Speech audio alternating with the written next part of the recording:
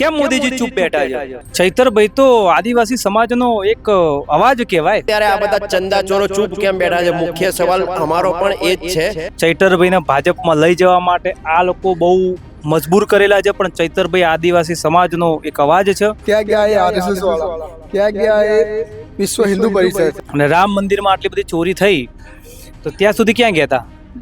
200 કરોડની ચોરી થાય છે, કોના કારણે થઈ? કોની સરકાર છે? કોણ જવાબદાર છે? એ ચોર કોણ છે? 2 કરોડની જમીન કઈ રીતે 18 કરોડમાં વેચાઈ? તો સરકારના કોર્પોરેટરથી માંડીને એના મંત્રી તંત્રી ધારાસભ્યો મુખ્યમંત્રી સુધી બધા અંદર સામેલ. ચેતર વસાને ફસાવાને તો ખોટી રીતે ફસાવવામાં આવ્યા છે कि ये हमारा मंदिर है, ये हमने किया है। अरे भाई तुम्हारी औकात क्या है? औकात क्या है? ये मंदिर आप लोग ने नहीं बनाया, ना ही किसी ने बनाया, ये पब्लिक का मंदिर है। જે રામ ભગવાન ખરા ને એમને જ કઈ એમને આ બધું ભ્રષ્ટાચાર બહાર લાવ્યો છે, બાકી આ બહાર ના આવત.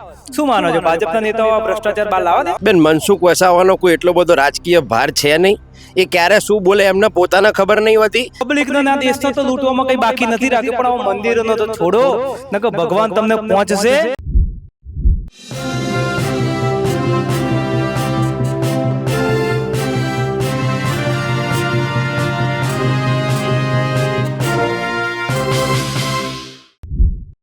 નમસ્કાર, હું છું સાજીપુત્રી નિશા આંબલિયા. મિત્રો, જે પ્રકારે દેશમાં ઠેર ઠેર જગ્યાએ આંદોલન થઈ રહ્યા છે, એક બાજુ ખેડૂતોને, એક બાજુ સોનમ વાંગચુકને દિલ્હી પોલીસ લઈ જાય છે, તો આ તમામ મુદ્દાઓને લઈ આપણે અમદાવાદીઓ સાથે વાતચીત કરીએ કે તેઓ આ વિશે શું વિચારે છે.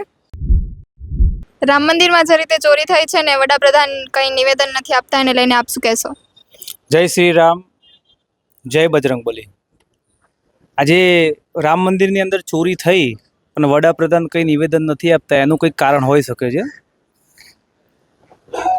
આ સમગ્ર હિન્દુ ધર્મની આસ્થાનું કેન્દ્ર કહેવાય છે, એને ઠેસ પહોંચાડવાનું આ લોકોએ કરેલું છે. આટલી બધી સિક્યુરિટી હોવા છતાંય રામ મંદિરની અંદર 200 કરોડ ગાયબ થઈ જતા હોય તો ખોટી વસ્તુ છે ને.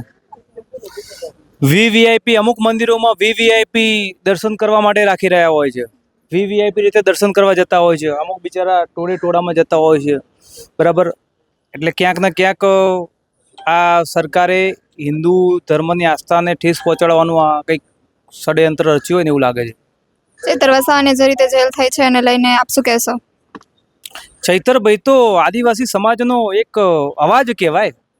મોદીજીએ એવું કીધું કે ગુંડાગીર્દી ને કરતા હતા, લાફા મારતા હતા, એટલા માટે એને જેલ થઈ. ભાજપના કેટલાય નેતાઓ છે ને બળાત્કાર કરે છે, ગુંડાગીરી કરવામાં ભાજપના નેતાઓ ઘણા બધા છે, કંઈ બાકી જ નથી રાખ્યું. તો એમને જેલ કેમ નહીં? કેમ ચૈતરભાઈના? ચૈતરભાઈ ગુંડાગીરી નથી કરી, ચૈતરભાઈ પર ખોટી એફઆઈઆર આ લોકોએ કરેલી છે. ચૈતરભાઈને ભાજપમાં લઈ જવા માટે આ લોકો બહુ મજબૂર કરેલા છે, પણ ચૈતરભાઈ આદિવાસી સમાજનો એક અવાજ છે. ચૈતરભાઈ આદિવાસી સમાજનો એક યુવા નેતા છે. ચૈતરભાઈ ક્યારેય ઝૂકશે નહીં, અમને વિશ્વાસ છે. ભાજપ ગમે તેટલા ધમ પચાડા કરે, બાકી ચૈતરભાઈને કંઈ ફરક પડવાનો નહીં. 14 વર્ષની જેલ રાખતા હોય ને ચૈતરભાઈને, 14 વર્ષની જેલ પડતી હોય ને, તો એ ચૈતરભાઈ મને નથી લાગતું બદલાય. એ આદિવાસી સમાજનો યુવા નેતા કહેવાય ને. અને રામ મંદિરમાં આટલી બધી ચોરી થઈ તો ત્યાં સુધી ક્યાં ગયા હતા? 200 કરોડની ચોરી થાય છે, કોના કારણે થઈ? કોની સરકાર છે? કોણ જવાબદાર છે? એ ચોર કોણ છે? કોણ ચોર છે? લાવો બહાર, બરાબર. કેમ મોદીજી ચૂપ બેઠા છે? આજે ખાલી જે એફઆઈઆર કરી નાખી કે રામ મંદિરમાં જે ચોરી થઈ એના ઉપર એફઆઈઆર તપાસ કરીને ફાઇલ મૂકી દે છે સાઈડમાં, માળિયામાં ક્યાંક સડતી હશે ફાઇલ, કંઈ બહાર નહીં આવે તથ્ય. જે 200-300 કરોડ રૂપિયા હશે ને, જે એ બધા વેચીના લોકો ખાઈ જશે. ઉંદરડા ડ્રગ્સ ખાઈ જતા હોય, રામ મંદિરમાં ચોરી થતી હોય, બરાબર. આની પાછળ જવાબદાર વ્યક્તિ કોણ છે? સત્તા કોની છે? સત્તાની જવાબદારી આવે ને. તો ખરેખર આ હિન્દુ ધર્મને આની ઉપરથી જાગવું પડશે. અને હું તો કહું છું કે જે રામ ભગવાન ખરા ને એમને જ કંઈક એમને આ બધું ભ્રષ્ટાચાર બહાર લાવ્યો છે, બાકી આ બહાર ના આવત. શું માનો છો? ભાજપના નેતાઓ આ ભ્રષ્ટાચાર બહાર લાવવા દે? ના લાવી શકે. આ કંઈક એક ભગવાને સંકેત આપ્યો છે કે હજી સુધરી જાઓ, તમારી જોડે સમય છે, તમે 200 કરોડનું કર્યું છે. ખરેખર તો હું એમ કહું છું કે ભાજપની પડતીના નિશાન ક્યાંક ના ક્યાંક દેખાઈ રહ્યા છે. લોકો પોતાના હક અને અધિકાર માટે આંદોલન કરતા હોય, ભૂખ ઉપવાસ ઉપર બેસવું પડતું હોય, રામ મંદિરમાં ચોરી થતી હોય, તમે ભગવાનને તો છોડો, પબ્લિકના ના દેશને તો લૂંટવામાં કંઈ બાકી નથી રાખ્યું, પણ આવા મંદિરોનો તો છોડો, નકર ભગવાન તમને પહોંચશે અને તમારે જે ઉપર ચડેલી જે બધી છે ને મહેનત બધી હેઠી પાડી દેશે. બરાબર? એટલે મૂળ આ ગેરરીતિ છે આ સરકારની, અને ખરેખર આ તો જે કંઈ હશે ને દૂધનું દૂધનું પાણીનું પાણી થશે. બરાબર? સોનમ વાંગચુકને જે રીતે દિલ્હી પોલીસ લઈ ગઈ હોસ્પિટલે, એને લઈને આપ શું કહેશો? સોનમ સરનો વાંક શું?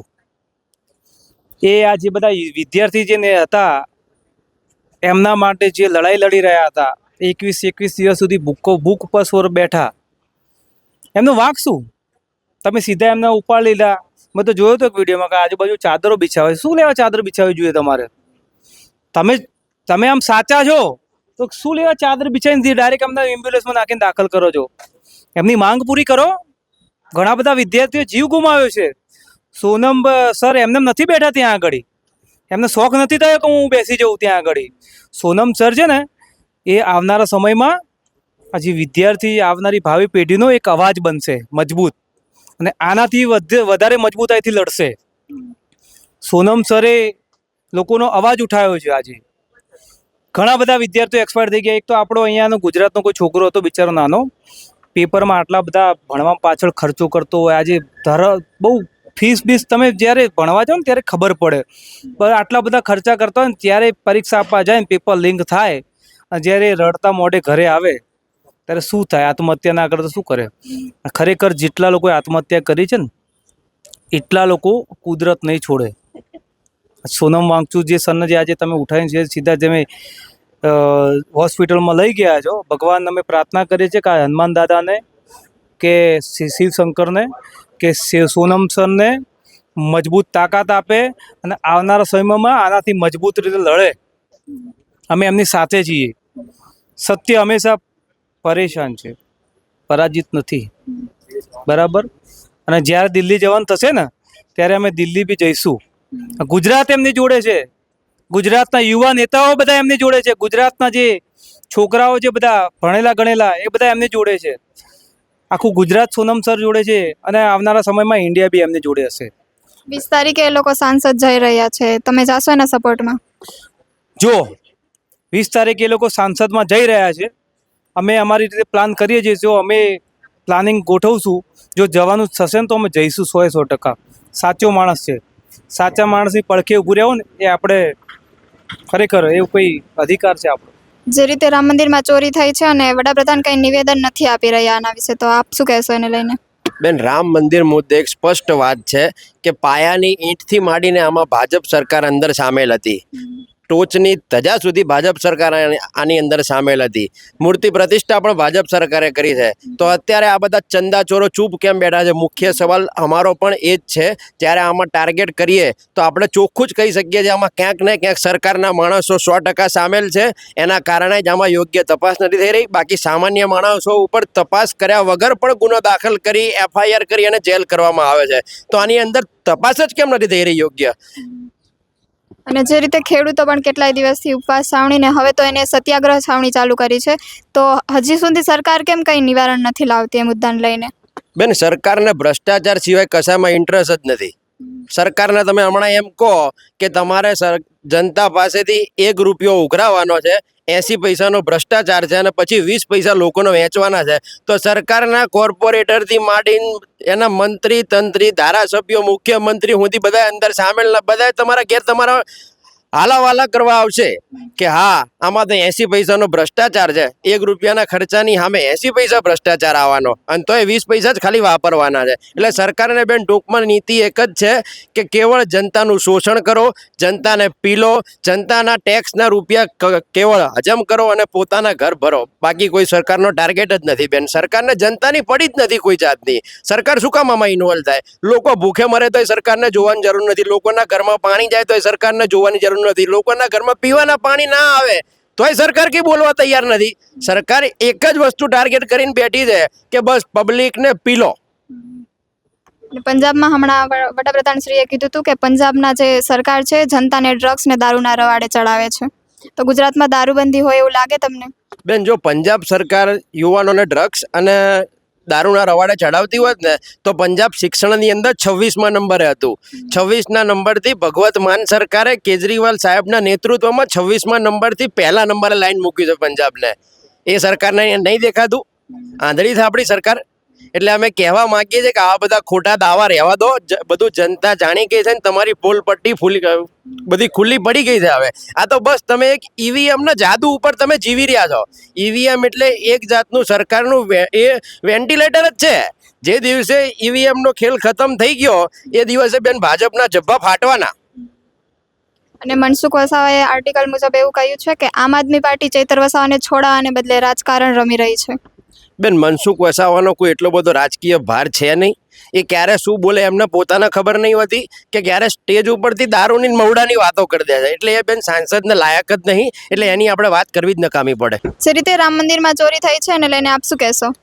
રામ મંદિરમાં જે ચોરી થઈ છે તો મારે પહેલાં તો એવું કહેવું છે કે રામ મંદિરમાં જે 200 કરોડની જે ચોરી બતાવી રહ્યા છે, જે 200 કરોડની ચોરી બાબતે હું કહીશ કે ક્યાં ગયા હિન્દુના કહેવાતા હિન્દુના ઠેકેદારો, ક્યાં ગયા એ RSS વાળા, ક્યાં ગયા એ વિશ્વ હિન્દુ પરિષદ, ક્યાં ગયા જે સનાતન ધર્મ બનાવવાવાળા, જે કે હિન્દુના નામે ઝંડા લેવાવાળા. કેમ આ હિન્દુના નામે જે હિન્દુ મુસ્લિમ કરોડા લોકો તરત આગળ આવે છે, કેમ રામ મંદિર મુદ્દે આગળ નથી આવતા? જો અગર આ જ ચોરી કોઈ બીજા ધર્મને કરી હોત તો તરત આખું વિશ્વ સળગાવી દીધું હોત.